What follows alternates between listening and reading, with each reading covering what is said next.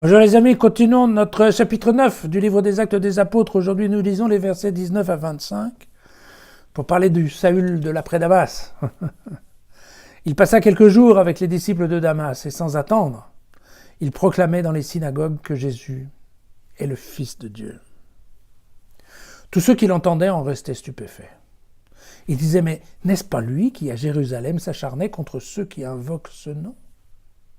Et n'était-il pas venu tout exprès pour les conduire enchaînés au grand prêtre? Mais Saül s'affirmait d'autant plus, et il confondait les habitants juifs de Damas, en prouvant que Jésus était bien le Messie.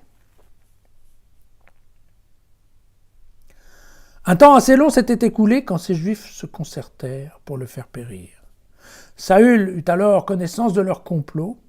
Ils allaient jusqu'à garder les portes de la ville jour et nuit pour pouvoir le tuer. Mais une nuit, ses disciples le prirent et le descendirent le long de la muraille dans une corbeille.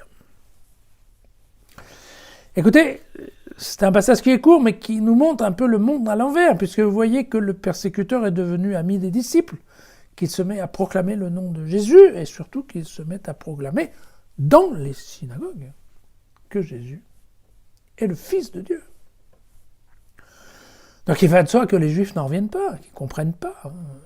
Qu'est-ce qui se passe? Ce type-là vient de Jérusalem pour casser du chrétien, et ne voit-il pas qu'il fait en fait au contraire, qu'il proclame le nom de Jésus qu'il était supposé interdire.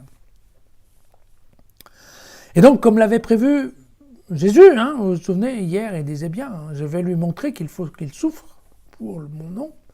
Eh bien, effectivement, voilà, les Juifs vont décider de l'éliminer, tout simplement, de supprimer. Et on ne peut que sourire avec cette image du Saül descendu dans une corbeille en osier le long des murailles, en fait sauvé par les disciples de Jésus. Vraiment, ce chemin de Damas tourne la tête. À demain.